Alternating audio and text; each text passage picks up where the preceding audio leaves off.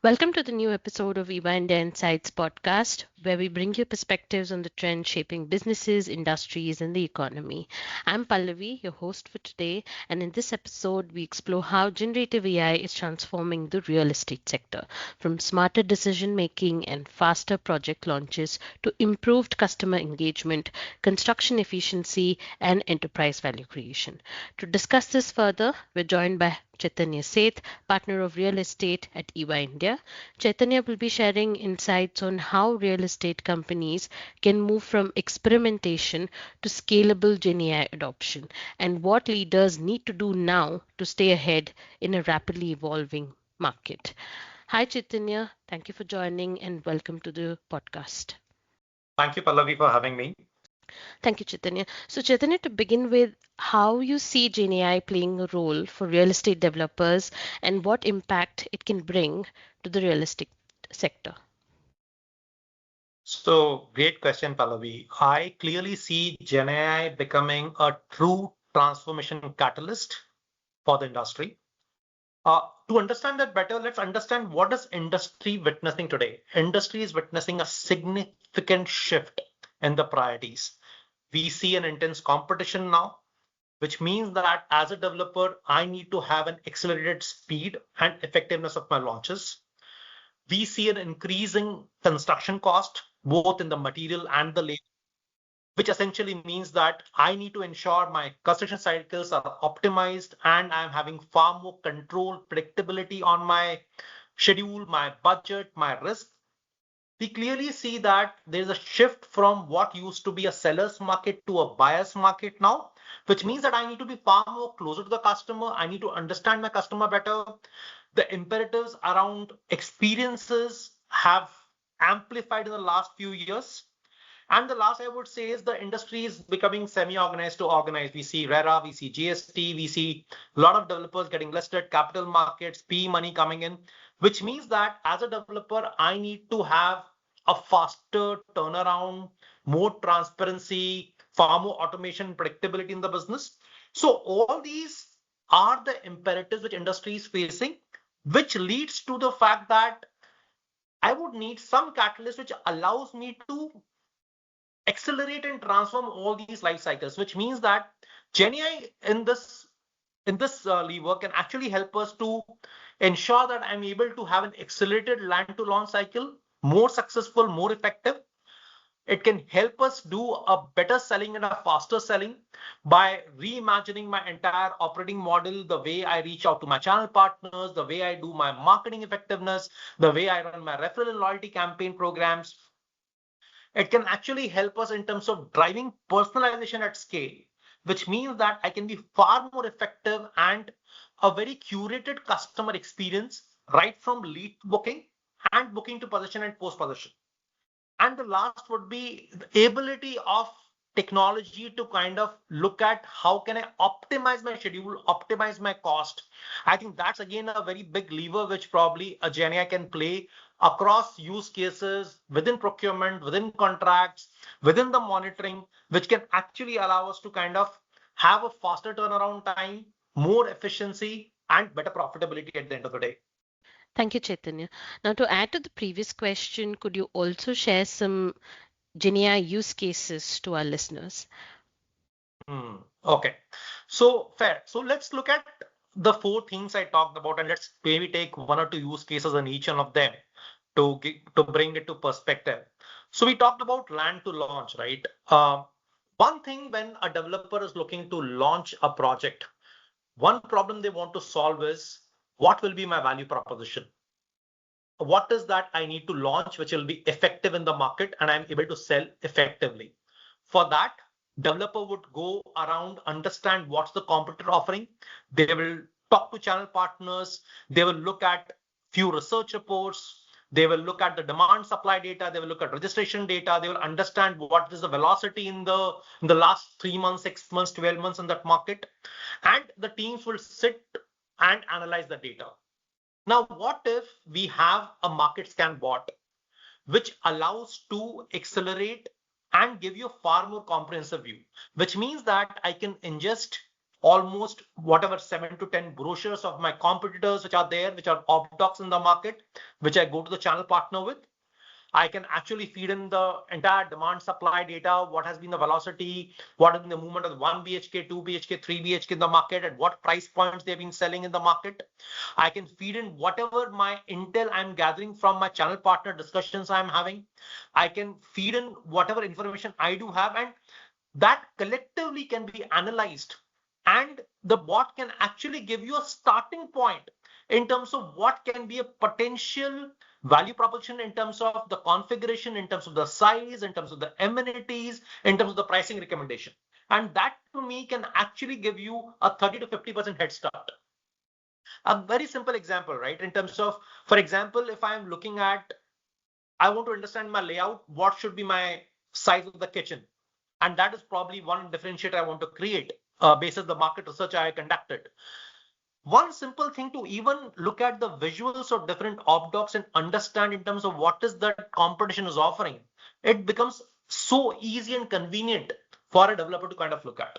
So my ability to kind of look at varied set of information, look at different questions and find meaningful answers, and then ideate internally to kind of create a value proposition which can be compelling in the market.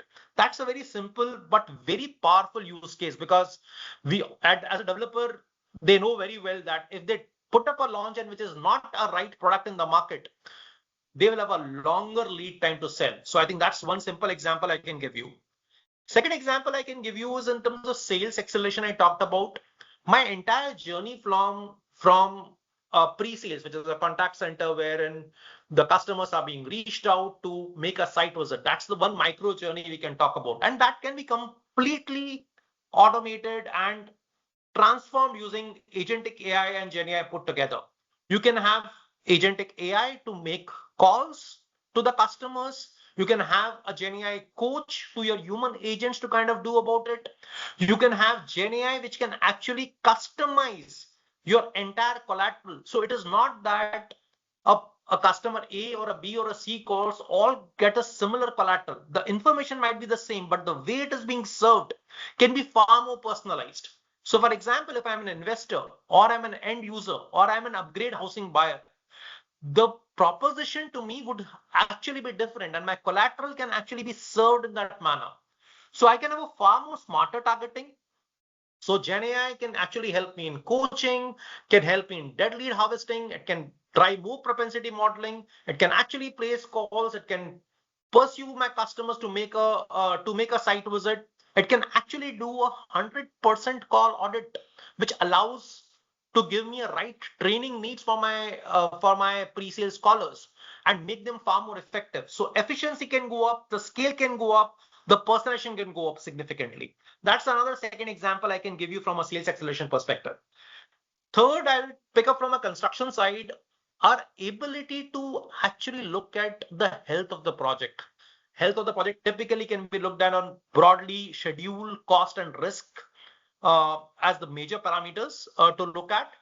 And today, developers are having multiple information sources. It can be a Word document, it can be a Excel daily progress report, it can be a BIM model, it can be MS project file, it can be an ERP.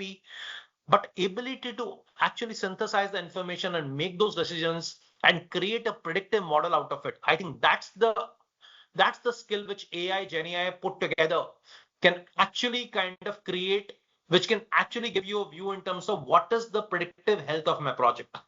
And across the life cycle. So even if I want to look at the fact that I have rolled out an RFP in the market, there are 7, 8 vendors which are responding to that RFP, all would reply with their own set, some inclusions, some exclusions, their own specs, changing in the conditions, even to the standard terms and conditions I would have offered.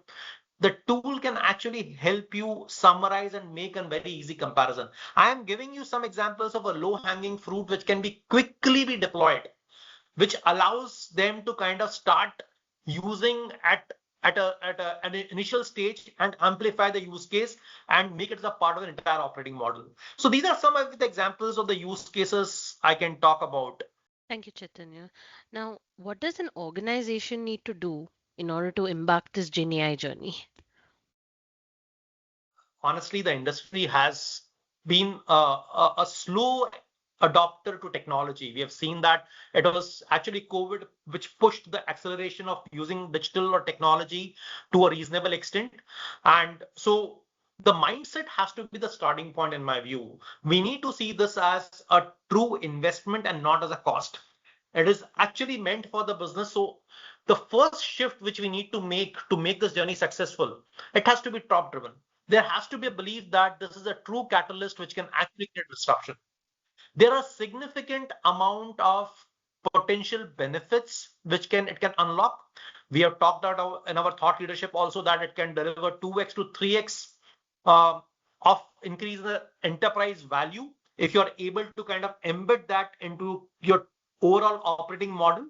So first, in my view, is the mindset. That's something which probably the industry would need to kind of think this as a changing transformation catalyst. To me, it's no more a choice. It's a strategic lever which developers need to embark upon. So first is a change of mindset. Second is they need to also have a very clear GenAI strategy or a roadmap in place with well-defined business case, what use case would work, what impact it kind of create, and actually you create a more like a center of excellence for GenAI, which has a good healthy mix of people coming from both technology side and the business side, so that my GenAI becomes a and far more aligned to my business objectives, and they can keep on rolling out the use cases, pilot them, scale them, amplify them so that they can deliver the business benefit. At the same time, we also need to think through about our data, how robust our data is, how well shaped the data is, how are my current technologies being used or leveraged. We have seen many examples in terms of the data uh, not being in the great shape, which also kind of makes garbage in, garbage out at the end of the day.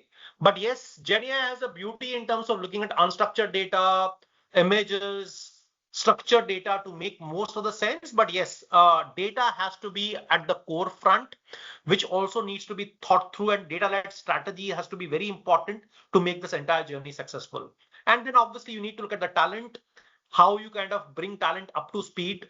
Honestly, today, as the new people are joining in the industry, they are far more familiar, they are far more uh, open to those kind of technologies. So I think it's also about training people, making them aware about it, and this will also lead to some change of operating model. So, for example, I gave an example of pre-sales, how my lead to walk-in journey can be transformed using agentic AI plus Gen AI.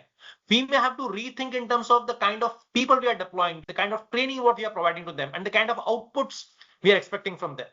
So my right from my the developers promoters mindset to the well-defined strategy backed by business case, laying a strong data foundation, re-looking at the way my entire operating model needs to be looked at in terms of my processes, my people, my technology, all would come when comes put together. And mind you can make a lot of difference in terms of making this journey successful. Now, that brings us to the end of this episode.